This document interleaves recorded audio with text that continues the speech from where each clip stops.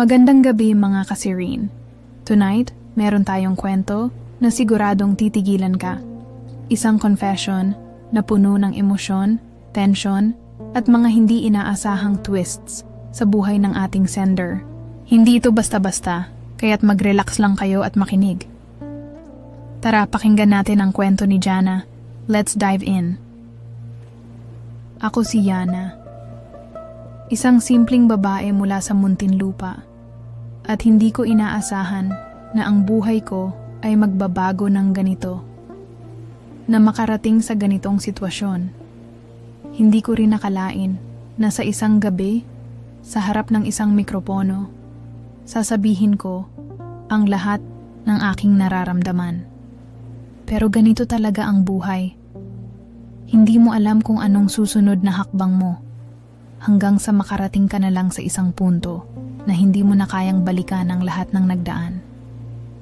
Bilang isang bata na lumaki sa mahirap na pamilya, sanay ako sa hirap, sa mga pag-aalala at sa pakiramdam ng pagiging kulang. Ngayon, 23 na ako at sa kabila ng lahat ng nangyari, nararamdaman ko pa rin ang kakulangan. Isang bagay na hindi ko alam kung paano ko napunan.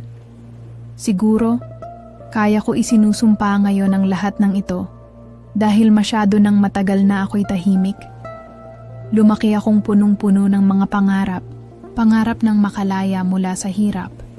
Pangarap ng makapag-aral ng maayos. At pangarap ng magkaroon ng magandang buhay. Ngunit, sa paglipas ng panahon, napagtanto ko na hindi lahat ng pangarap ay matutupad ng magaan. Kung minsan, may mga bagay na kailangan mong gawin para makamtan ang mga bagay na pinapangarap mo. Kahit na sa mga pagkakataong iyon, hindi mo pa alam ang buong halaga ng iyong ginagawa. Nitong mga nakaraang linggo, may isang lalaki na pumasok sa buhay ko. Si Luisito. Matanda siya. Siguro mga 65 na. Pero sa tuwing tinitingnan ko siya, hindi ko akalain na ang mga mata ng isang matandang negosyante ay may ganitong epekto sa akin. Hindi siya katulad ng ibang matandang lalaki na nakita ko. May katawan pa rin siyang may disiplina at ang mukha niya ay hindi naabot ng paglipas ng panahon. Siguro dahil dito, hindi ko masabi kung paano ko nararamdaman. Hindi ko alam kung takot ba ako o may ibang uri ng kilig.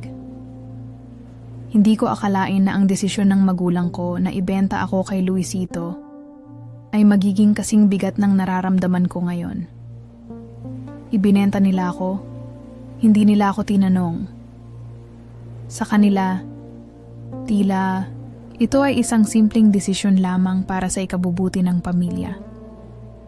Pero sa akin, ito ay isang malaking tanong na hindi ko alam kung paano sasagutin. Ngayong gabi, kailangan ko na siyang tawagin sa aking mga saloobin. Dahil kung hindi ko pa ito gagawin, baka hindi ko na kayang tanggapin ang nangyayari sa buhay ko. Alam ko na sa pagkakasabing ito, magiging masalimuot ang lahat.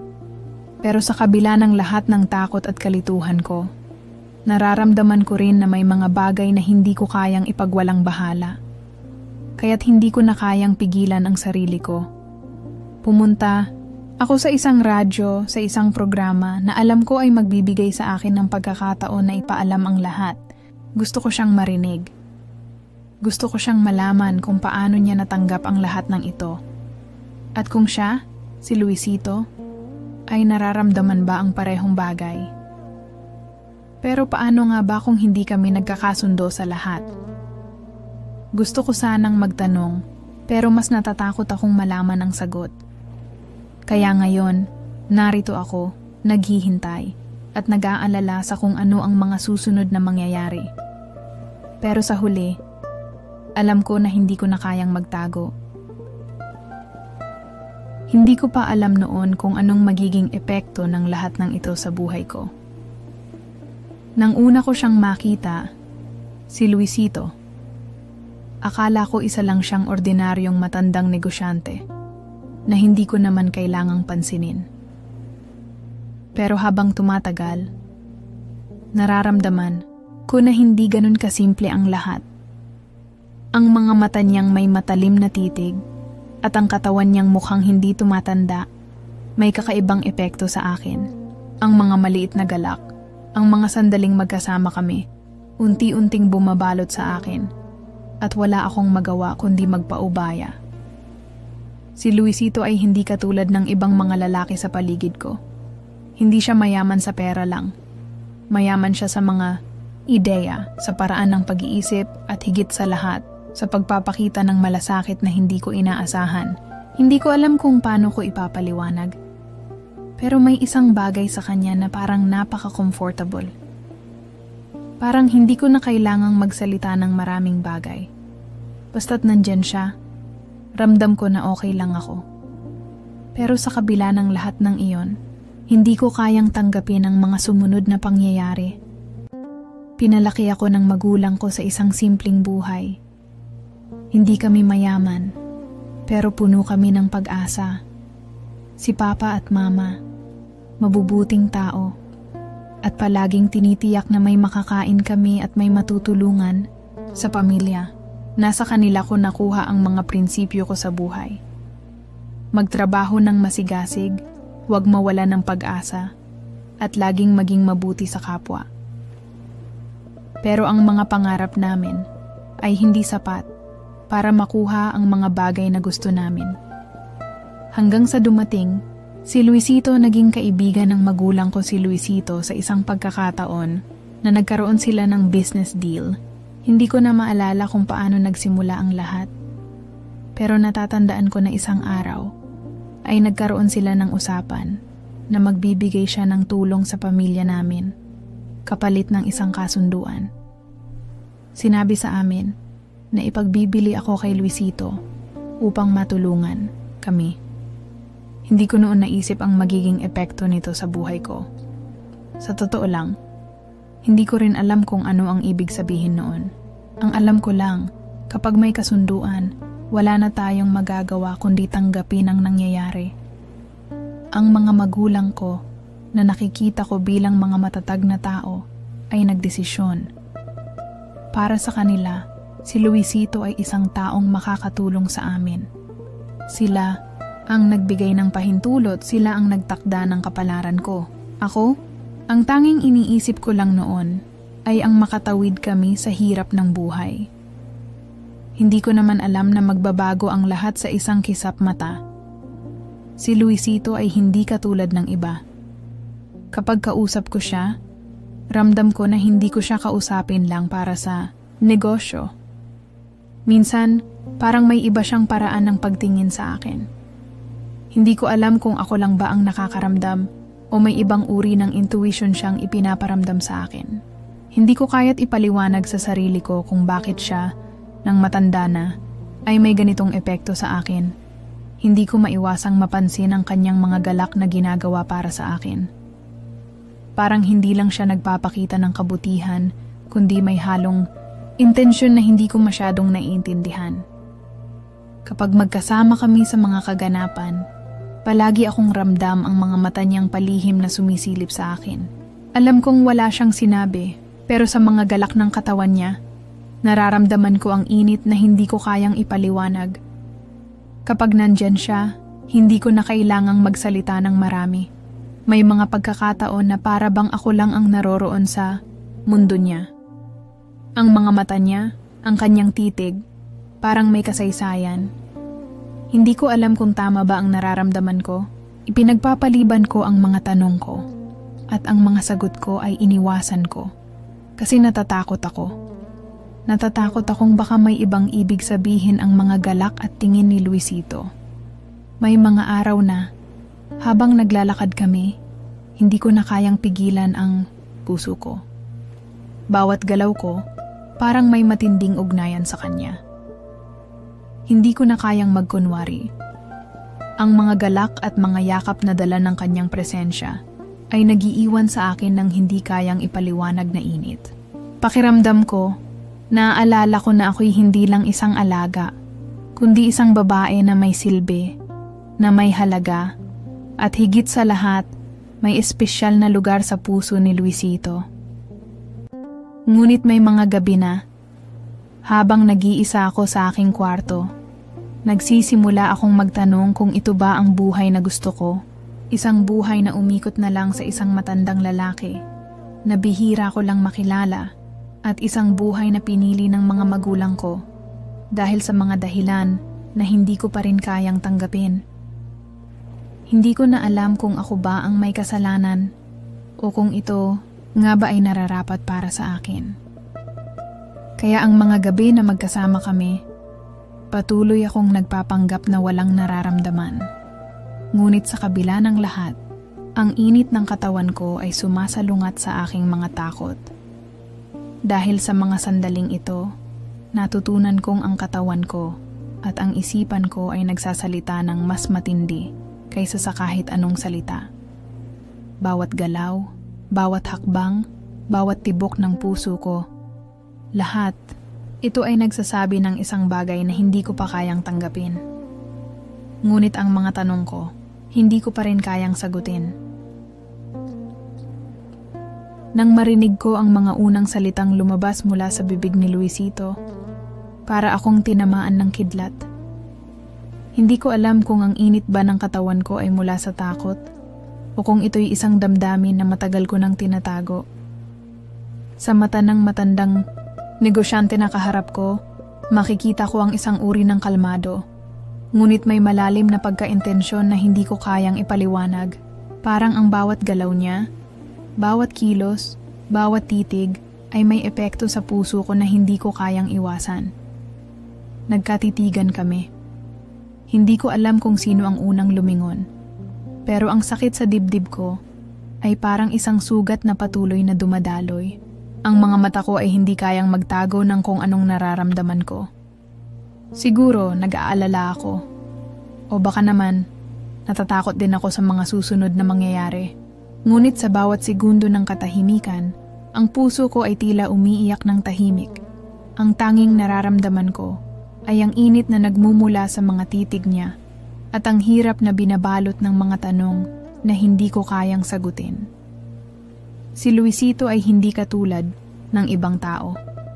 Ang kanyang mga mata ay hindi lang mga mata ng isang matandang negosyante, kundi may ibang mga kwento na nakatago sa likod ng kanyang mga mata. Sa tuwing magkasama kami, hindi ko maiwasang maramdaman na ang bawat galak niya ay may mas malalim na kahulugan. Hindi ko masabi kung anong pakiramdam ko habang magkasama kami. Pakiramdam ko ay isang piraso ng kanyang buhay ako, isang bagay na hindi ko kayang ipaliwanag. Jana, nagsimula siyang magsalita. Alam kong hindi madali ang pinagdadaanan mo at alam ko rin na may mga bagay na hindi mo kayang sabihin, pero gusto ko sanang malaman mo na hindi ko gustong madala ka sa isang sitwasyon na hindi mo kaya.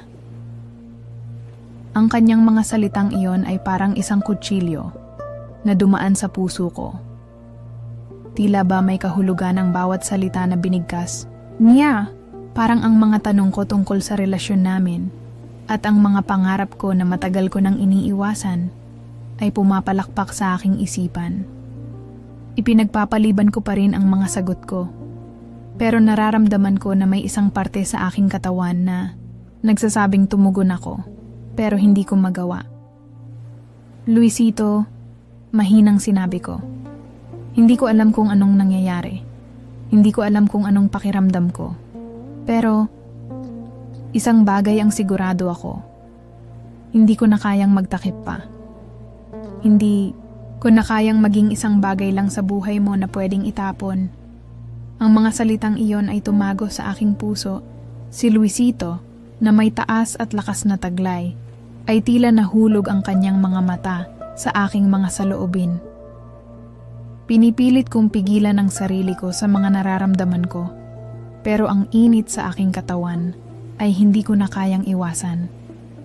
At habang naroroon kami, magkatabi, ang mga katawan namin ay parang may isang lihim na koneksyon. Isang lihim na hindi ko kayang masabi. At isang lihim na tila alam na ni Luisito. Hindi ko kayang gawing magaan ang lahat. Ang bawat minuto na lumilipas ay puno ng tensyon. Ang mga mata ni Luisito ay parang hindi naiintindihan kung ano ang tunay na nararamdaman ko. At hindi ko rin alam kung paano ko sasabihin ang mga saloobin ko. Pero sa isang segundo, ang mga kamay niya ay dahan-dahang dumaan sa aking braso. At ang mga mata niya ay hindi na matanggal sa aking mga mata. Jana, ang sabi niya ng malalim at mababa ang tinig. Huwag mong gawing mabigat ang lahat. Alam ko na hindi mo kayang tanggapin ang sitwasyon natin pero sana naman, huwag mong gawing mahirap para sa ating dalawa. Pakiramdam ko, ang bawat salita niya ay isang utos, ngunit may kasamang awa. Naramdaman ko ang takot na nagsisimulang gumapang sa aking katawan.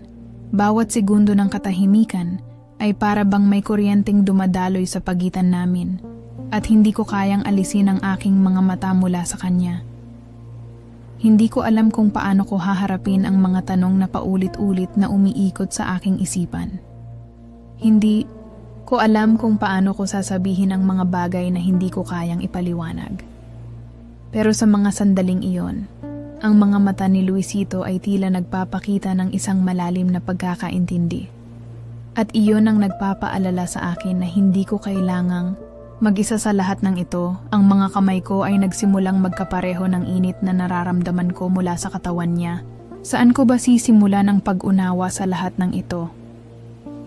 Ako ba ay tapat sa sarili ko?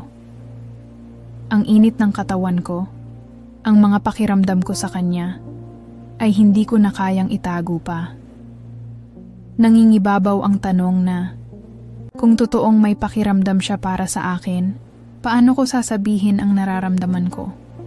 Ang mga sagot na hindi ko pa kayang bitawan, ang mga tanong na nagpapaalala sa akin na hindi ko kayang itago ang nararamdaman ko, ay patuloy na umiikot sa aking isipan.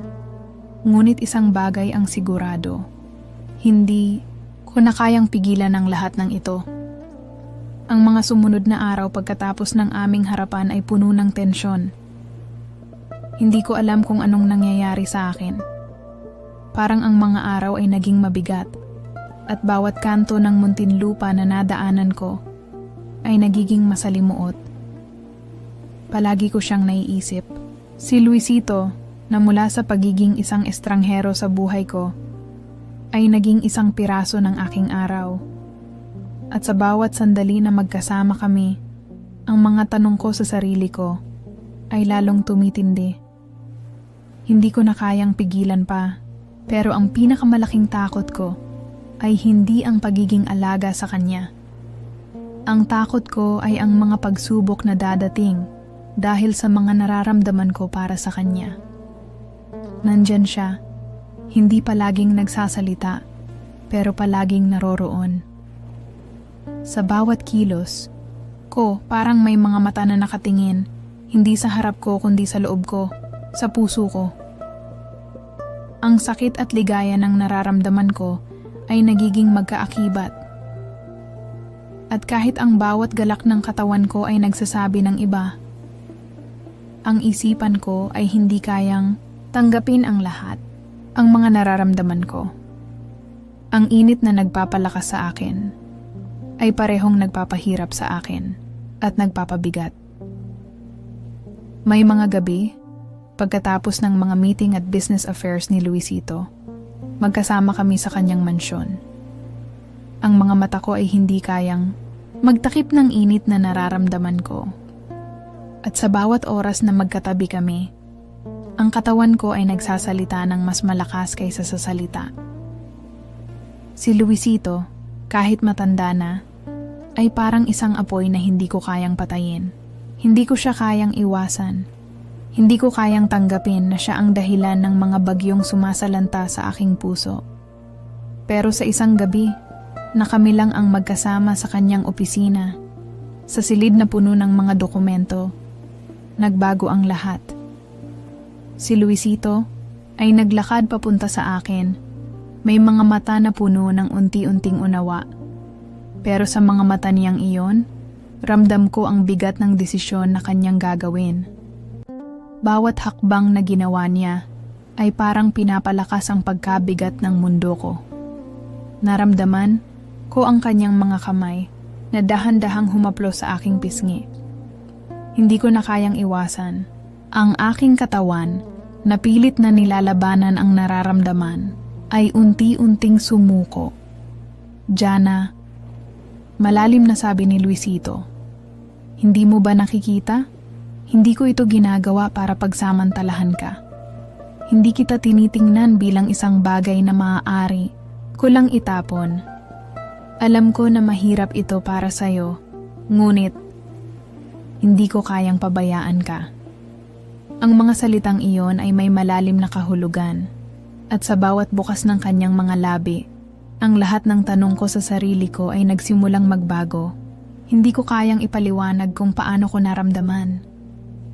Parang ako'y natutulala, pero sabay na nararamdaman ko ang init na nagmumula sa kanya. At doon ko naisip, ang mga pangarap ko, ang mga tanong ko sa buhay ko, ay may koneksyon sa kanya. Hindi ko alam kung anong kalakaran ito o kung anong nangyayari sa akin. Pero ang tanging sigurado ko lang ay hindi ko kayang iwasan si Luisito. Puno ng mga tanong at emosyon ang katawan ko. At alam kong ang desisyon kong papasukin siya ay hindi magiging madali.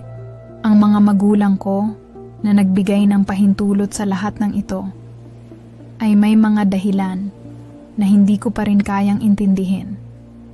Pero nararamdaman ko ang pagkakakilanlan ko kay Luisito. Hindi ko alam kung tama ba, ngunit ang katawan ko, ang puso ko, ay nagsasabi ng iba. Jana, sabi niya.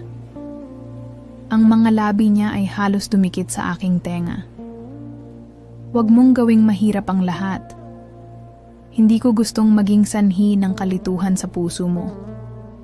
Pero kung nararamdaman mo, kung naiintindihan mo, hindi mo kailangan pang magtakip pa. Naramdaman ko ang mga kamay ni Luisito na dahan-dahang naglakbay mula sa aking balikat pababa sa aking braso. Ang init na nagmumula sa kanya ay halos kumalat sa buong katawan ko. Ang mga titig na ibinibigay niya ay parang may dalang lihim, isang lihim na matagal nang ibinulong ng puso ko. Para bang ang mundo ko ay nagiging makulay sa bawat galak na dulot ng presensya niya. At habang magkasama kami, parang ang lahat ng mga tanong ay nawawala. At sa halip, ang nararamdaman ko lamang ay ang kalmado na dulot ng bawat yakap niya. Ang init ng katawan ko ay nagiging parang apoy na hindi ko kayang pigilan. Hindi ko kayang tanggapin na ang buhay ko ay naging ganito. Pero sa kanyang mga mata, parang walang mali sa mundo. Parang ang mga galak ko ay hindi na nakakulong at ang mga nararamdaman ko ay nagbibigay ng ibang sigla. Ngunit habang lahat ng ito ay nagaganap, ang mga kasunod na pangyayari ay nagsimula ng magbukas ng mga bagong katanungan sa aking isipan. Ang mga tanong ko sa mga magulang ko at ang mga tanong ko sa sarili ko ay mas lalo pang lumalim. May mga pagkakataon na nagtatanong ako kung ito ba talaga ang nararapat o kung ako ay ginagamit lamang. Pero habang kasama ko si Luisito, ang lahat ng ito ay nagiging malabo at ang tanging importante ay ang mga sandali namin ng magkasama. Ang mga sumunod na araw ay nagsimulang magtahi ng mga kaganapan. Ang mga hindi inaasahang pagkikita, ang mga gabing puno ng tensyon at init, at ang mga tawag na nagpapalakas sa akin. Nasa harap ako ng salamin, pinagmamasdan ng sarili kong refleksyon habang nag-iisip. Hindi ko matanggal sa isip ko ang mga nangyari noong mga nakaraang araw. Ang mga emosyon na patuloy na bumabalot sa akin. Ang mga tanong na hindi ko kayang sagutin at ang katawan ko na tila may sariling buhay ay hindi ko na kayang itago. Habang nag-aayos ng buhok sa harap ng salamin, ramdam ko ang init na dala ng mga alaala namin ni Luisito Para bang ang bawat bahagi ng katawan ko ay umaalab. Ang bawat hinagpis ay nagsasama-sama at bumabalik sa kanya. Hindi ko na kayang iwasan ang katotohanan. Si Luisito ay may ibang epekto sa buhay ko. Ang mga kamay ko ay nagsimulang magkalabit. Sa aking leeg, ang bawat hagod ng daliri ko ay nagdudulot ng mga kuryente sa aking katawan. Ang mga titig ni Luisito ay hindi ko kayang kalimutan. Para bang ang kanyang mga mata ay isang paalala ng isang mundo na hindi ko akalaing sasakupin ko. Ngunit may mga pagkakataon na tanong ko sa sarili ko, tama ba ito? Tama ba na magpatuloy ako sa ganitong kalakaran? Ang mga magulang ko, na siyang nagdesisyon na ipagbili ako kay Luisito, ay tila hindi ko na kayang intindihin. Tinutulungan nila ako, oo, pero ang mga sakripisyo na ipinagkaloob nila sa akin. May mga hindi nasabing dahilan na hindi ko kayang ilahad. Habang tumatagal, mas lalong dumalalim ang sakit. At sa kabila ng lahat ng ito, nararamdaman ko na ang mga desisyon ko at mga hakbang na ginagawa ko sa buhay ay may kaakibat na bigat. Si Luisito, na sa isang banda ay isang negosyante, ay may angking allure at hindi ko kayang takasan iyon. Sa bawat pagtitig ko sa kanya, may kalakip na pakiramdam na hindi ko kayang itanggi. Ang mga malalim niyang mata ay parang mga tanong na hindi ko kayang sagutin. Bawat haplos niya ay nagsasabi ng isang kwento na hindi ko matutunan. Tinutukso ng katawan ko ang puso ko, na hindi pa sigurado kung ano ang mangyayari sa aming dalawa. Sa gabi, palaging umiikot sa aking isipan ang mga nangyari. Habang ang katawan ko ay patuloy na nararamdaman ang init ng presensya niya, hindi ko kayang pigilan ang pag-aalala. Ano ang magiging kahihinatnan nito? Kung magpatuloy kami, ano ang magiging epekto nito sa akin? Huwag na nating pagtakpan. Ito ay isang relasyon na may mga salungat na interes. Hindi ko alam kung siya ba ay seryoso o kung ako ay isang bahagi lamang ng laro na kanyang nilalaro. Ang takot ay hindi nawawala sa akin. Minsan, naiisip ko, kung ako ba ang may control sa lahat ng ito? Kung ako ba ay isang laruan lang o kung ako ay may kapangyarihan sa desisyon? Para bang may mga pagkakataon na ako'y nawawala sa kanyang mga mata at may mga pagkakataon na ang aking presensya ay nagbibigay sa kanya ng kaligayahan na hindi ko kayang ipaliwanag, pero ang katotohanan ay ang relasyon namin ni Luisito ay puno ng kalituhan.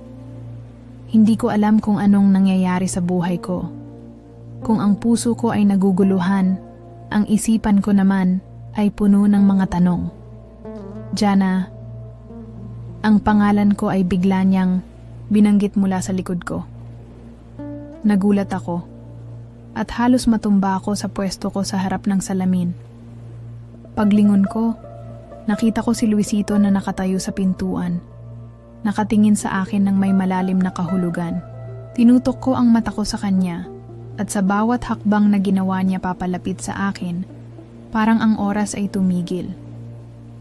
Mukhang malalim ang iniisip mo, sabi ni Luisito. Ang tono niya ay malumanay, ngunit may kabigatan.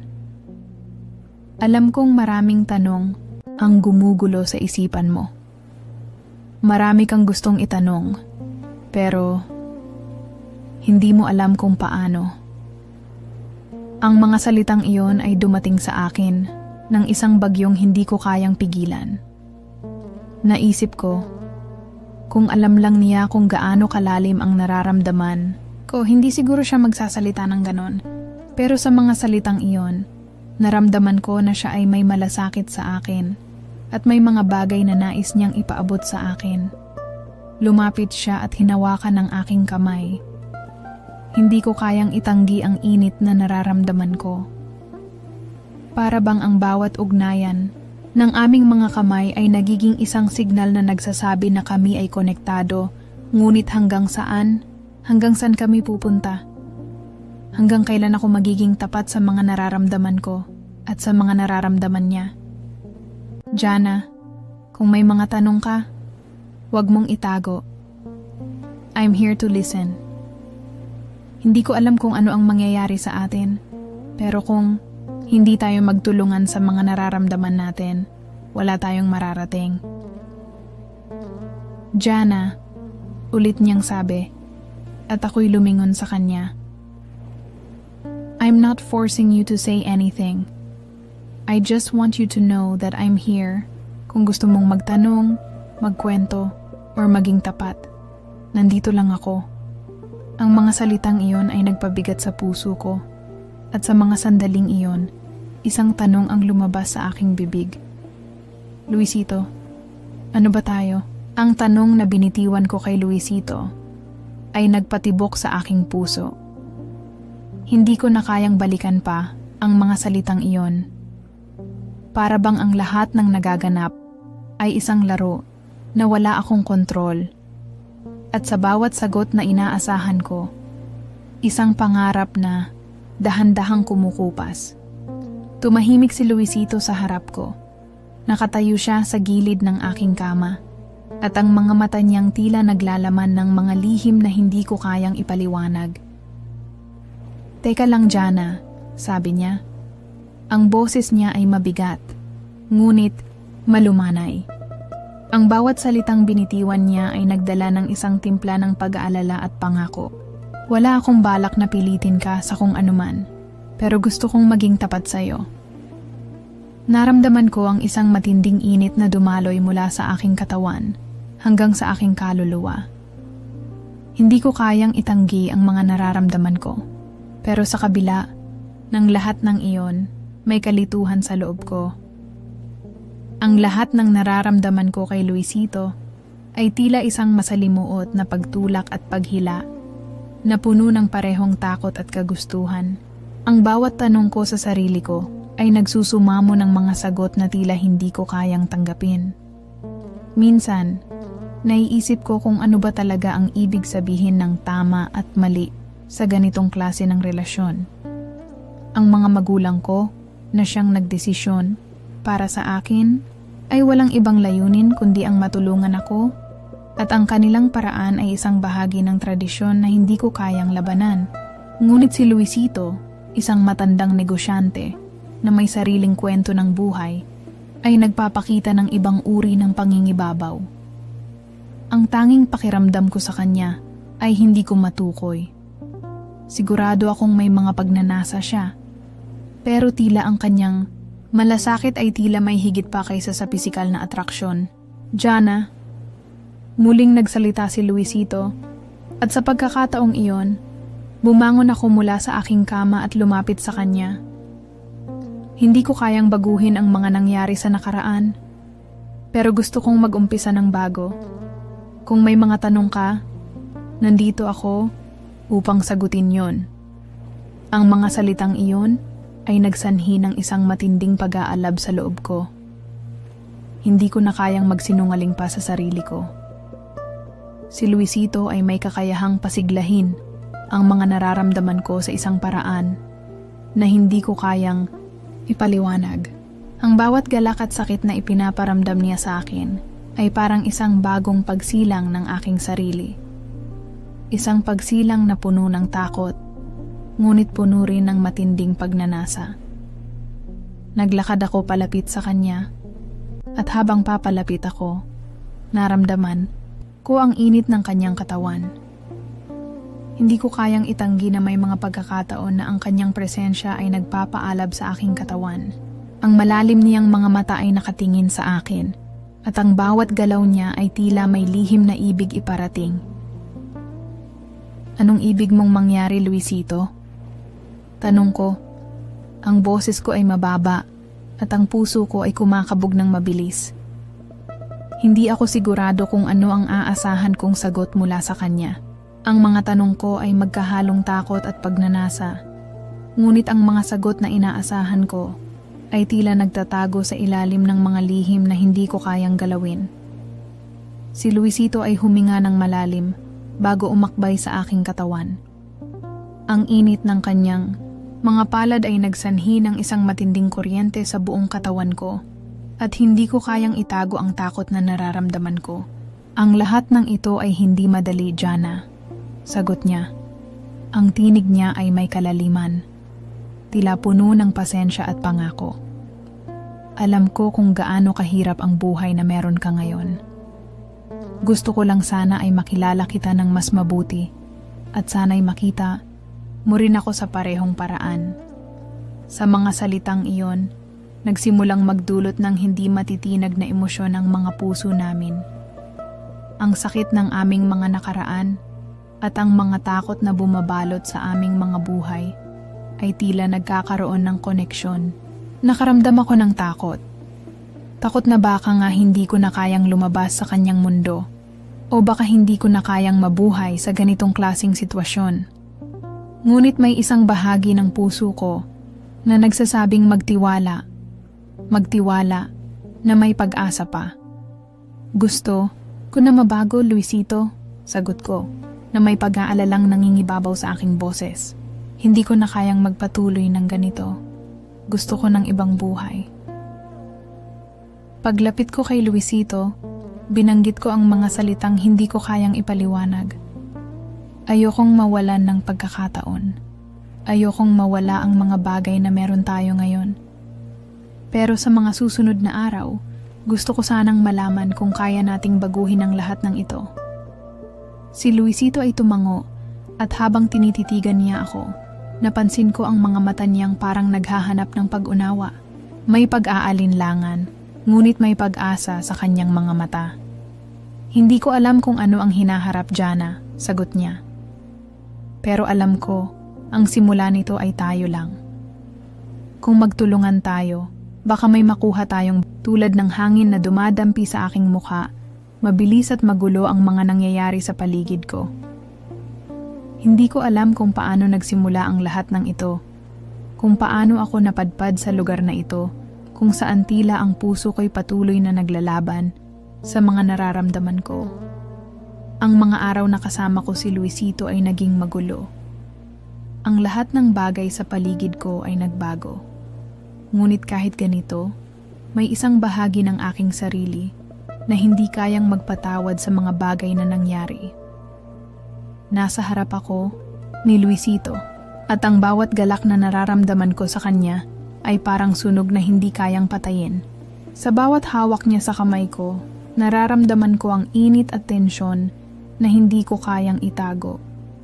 Kasama siya, ang mundo ko ay umiikot sa isang paikot-ikot na laro na puno ng hindi ko maipaliwanag na mga emosyon. Luisito, mahinang tinig ko. At kahit ako, hindi ko alam kung anong sasabihin ko. Nakayakap siya sa akin ng mahigpit at ang presensya niya ay nagsasanhi ng kaguluhan sa aking kaluluwa.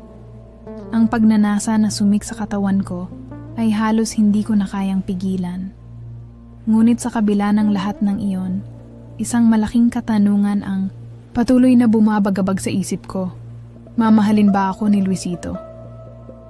O ang lahat ng ito ay isang laro lang para sa kanya? Bumangon siya mula sa pagkakasandal sa sofa at hinawakan ang aking mukha. Jana, ang dami kong gustong sabihin sa'yo, sabi niya.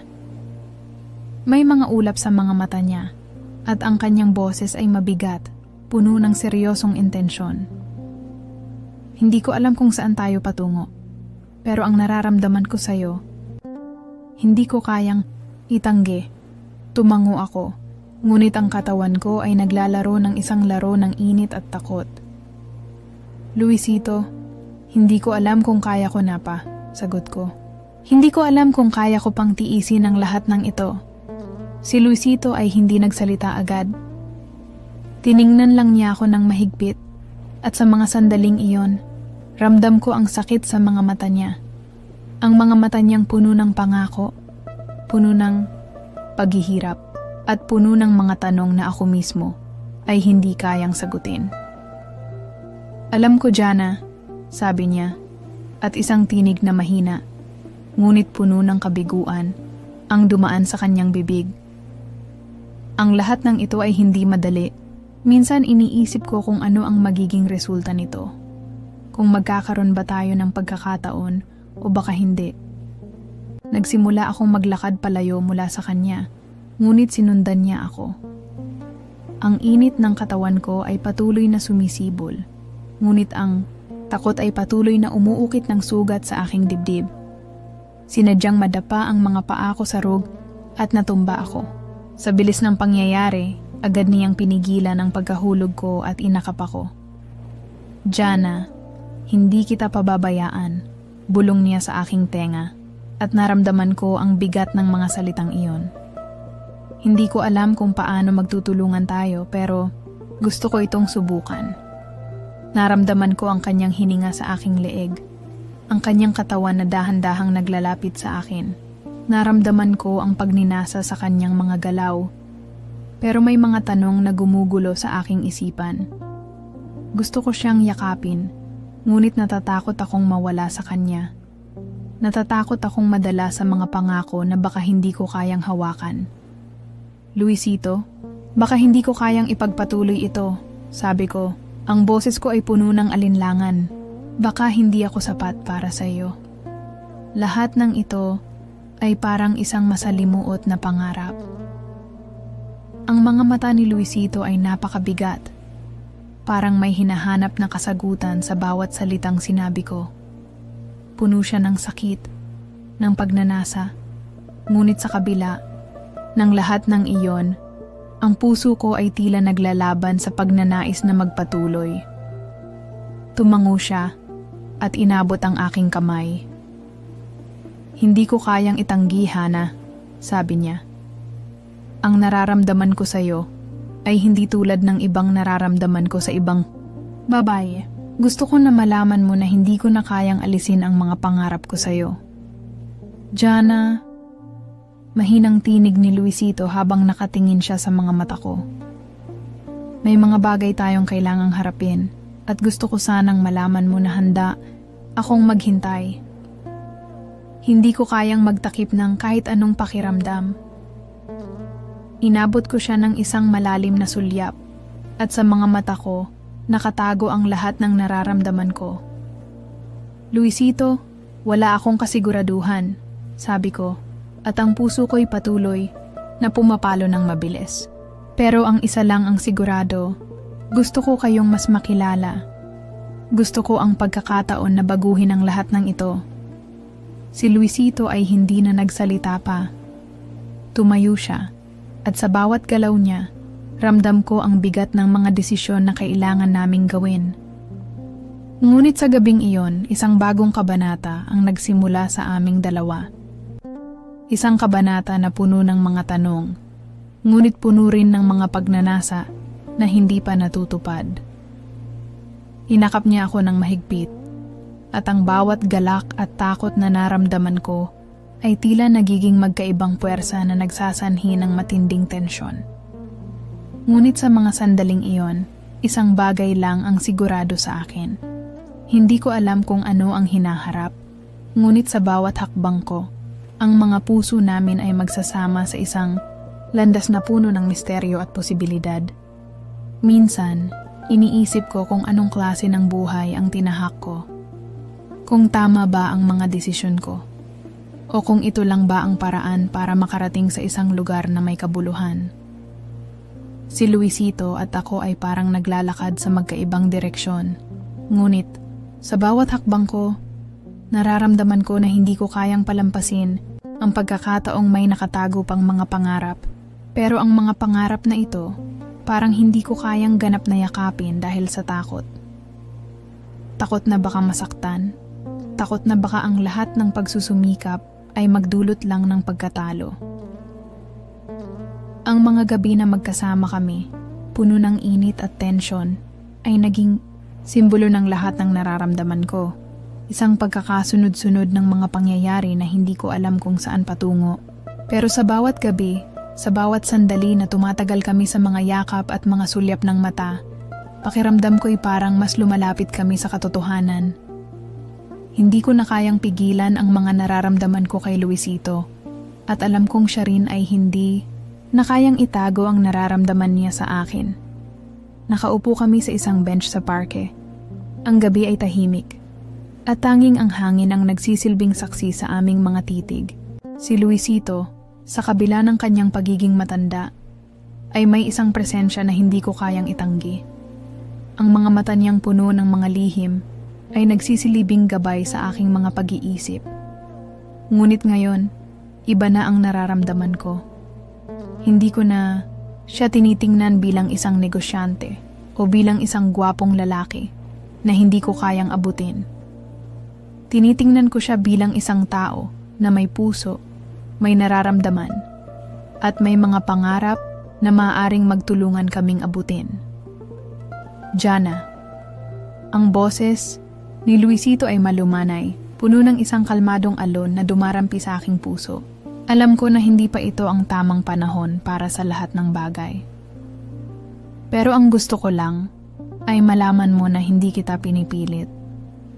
Hindi kita pinipilit na maging isang bahagi ng buhay ko kung hindi mo kaya. Ang bawat salitang binigkas niya ay parang hangin na humaplos sa aking puso.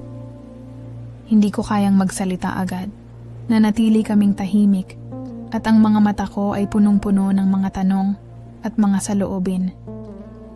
Kung minsan, gusto ko sanang itapon ang lahat ng pag-aalangan at magpakatotoo sa nararamdaman ko. Pero may mga bagay na mahirap gawing simple. Ang takot ko ay parang isang anino na palaging sumusunod sa akin. Hindi ko alam kung kailan ito matatapos. Alam mo, Luisito, nagsimula ako. Ang boses ko ay naglalaman ng isang matinding sigla at tensyon. Hindi ko kayang i-push ang sarili ko sa mga bagay na hindi ko kayang intindihin. Pero sa bawat araw na kasama kita, sa bawat pagtingin ko sa iyo, nararamdaman ko na may isang bagay na mas malalim pa sa mga nararamdaman ko. Si Luisito ay hindi nagsalita. Tumango siya. At sa bawat sandaling tahimik kami, nararamdaman ko ang init ng katawan niya sa bawat galaw. Ang kamay ko ay nanginginig, ngunit ang puso ko ay kalmado. Hindi ko na kayang itanggi ang lahat ng nararamdaman ko. Sa kanya, natutunan kong tanggapin ang sarili ko. Ang mga pangarap ko ay hindi na nakatali sa mga takot, kundi sa posibilidad na baka nga kami ang sagot sa mga katanungan ng buhay ko. Naglakad kami, dahan-dahan, sa ilalim ng mga ilaw ng parke. Ang bawat hakbang ay tila nagsisilibing pagtanggap sa mga bagay na dati ay matagal ko nang tinatanggihan. Ang bawat sulyap ni Luisito, ang bawat haplos ng kanyang kamay sa aking balikat ay nagsasabing wala nang kailangang itago. Ang aming mga katawan ay nagsanib sa bawat galaw, ngunit ang mas mahalaga ay ang aming mga puso na sa kabila ng lahat ng takot at pagkabigo ay natutong magtiwala sa isa't isa. Jana, sabi niya, at sa tono ng boses niya, alam kong ito na ang simula ng lahat. Gusto ko lang malaman mo na walang ibang gusto kundi ang maging totoo sa'yo. Kung may pagkakataon tayong magsama, gagawin ko ang lahat para mapalakas ang pagmamahal na ito. Bumuntong hininga ako. Luisito, hindi ko alam kung ano ang mangyayari, ngunit ang hindi ko na kayang itago. Gusto ko itong subukan. Gusto ko ang pagkakataon na malaman kung ano ang nararamdaman ko. At doon, sa ilalim ng malamlam na ilaw ng parke, nagtakda kami ng bagong simula. Hindi ko alam kung anong hinaharap ang naghihintay, ngunit ang alam ko, si Luisito at ako ay magkakasama sa isang paglalakbay na puno ng mga hindi masabi-sabing tanong, ngunit puno rin ng mga pangarap na unti-unting lumalapit sa amin. Ang mga gabi na puno ng init at tensyon ay naging mga alon na humahaplos sa aming mga kaluluwa. Ang pagmamahal na nagsimula sa mga simpleng titig ay naging isang apoy na hindi kayang patayin ng takot. Sa huli, natutunan kong tanggapin ang sarili ko at ang mga pangarap ko. Na may kasama si Luisito sa paglalakbay na ito, handang magsimula ng bagong kabanata. At doon, Sa pagitan ng mga sulyap at mga alingawngaw ng hangin, natutunan namin pareho ang tunay na halaga ng pag-ibig. Isang pagmamahal na walang kondisyon. Isang pagmamahal na hindi natatakot magbukas ng mga puso. Ayan, mga kasirini, grabe. Ang kwento ni Jana, 'di ba? Puno ng puso, takot at pag-asa.